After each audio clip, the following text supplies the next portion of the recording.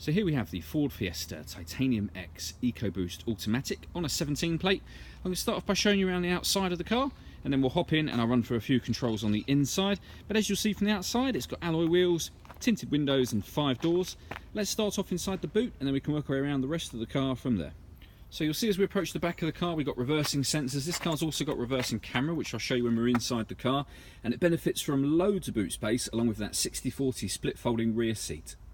Okay, so we're just going to work our way back round to the front of the car now, and then I'll hop in and run through those controls on the inside. But now that we've done a full circle of the car, you can see in what great condition it is in.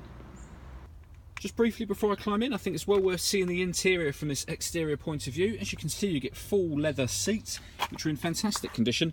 There's plenty to run through on the dashboard, as well as that reversing camera, so let's hop in and we'll do that now. Okay, now that we're inside the car, we're going to start off with the dials. On the left-hand side, we've got the rev counter, and on the right-hand side, the speedometer.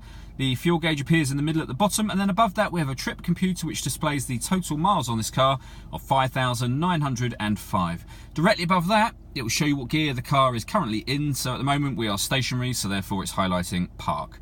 There is a button on the end of the indicator stalk that will change the information that's displayed up there. And as you can see, various different bits of fuel economy info all the way back round to the beginning again. If we back out to the steering wheel, on the right hand side we've got cruise control, and then on the left hand side we've got stereo controls as well as voice activation for the phone. So hitting that button in the middle and asking it to dial someone in your contacts list, it will do that for you without you having to get your phone out of your pocket.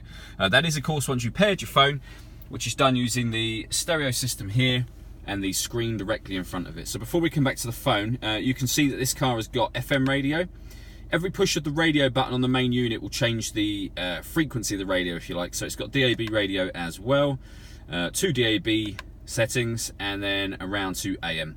In terms of other ways to listen to music, this car has a CD player, but it also has USB input, which you can see by pushing the auxiliary button, and it has Bluetooth audio, which you can see there. So once you pair up a phone, not only can you make and receive phone calls, but you can stream music wirelessly via Bluetooth as well.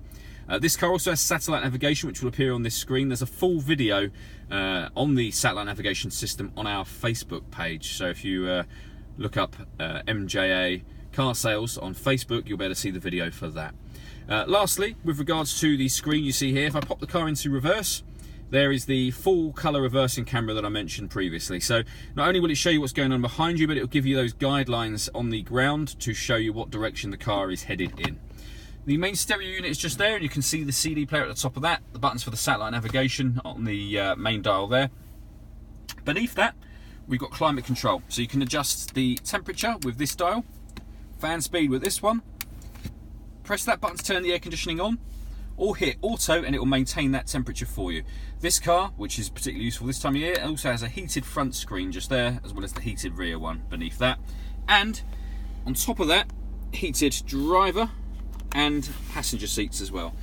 You then have the fully automatic gearbox, and directly below that a 12-volt charging socket and the USB input that I mentioned previously.